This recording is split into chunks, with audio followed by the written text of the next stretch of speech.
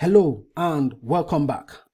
Now we are going to create the method that will send the email, and then we'll later create the email templates. Okay, but first we are going to be using Nodemon. Let's check if we already have NodeMailer. I beg your pardon. Okay, we already have NodeMailer installed. Okay, and we have the email templates also installed. If you don't have it installed, you can just install as dependencies, email templates, NodeMailer.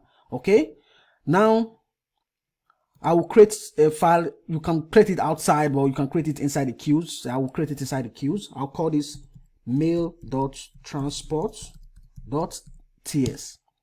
Now, the reason why I'm using NodeMailer is just, as you know, for local development, but also once we publish or once we deploy to Kubernetes and it's online, we are still going to use NodeMailer. But normally, NodeMailer is just for local testing. But when you move to production, you have to use a real email service, something like SendGrid or whatever email service there.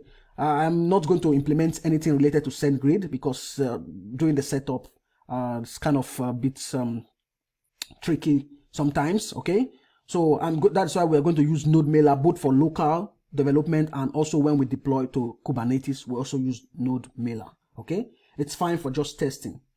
Now, as usual, let us import or add our logger. Okay, the reason why we are adding the logger, so in case we have any issues here, we can log it or send it to Elasticsearch. So then here, and then config right here. Now let me fix these quotes, and I'll call this mail transport.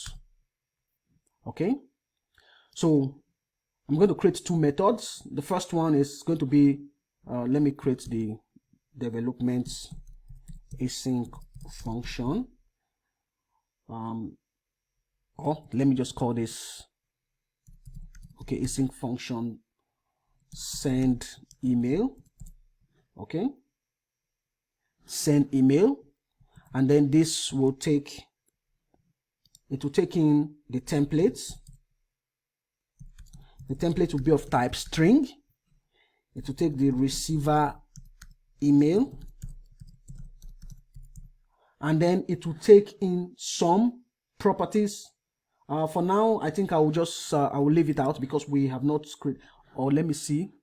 I think we already have the interface. So I'll call locals and email locals.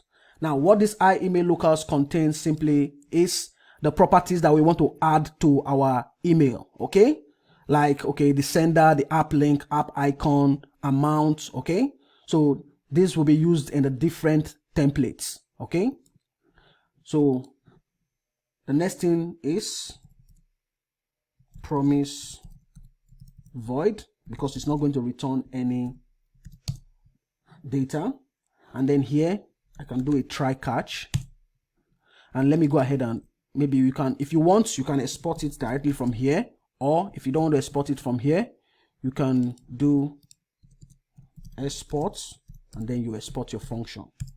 Okay, so for the error, first let me log log.log.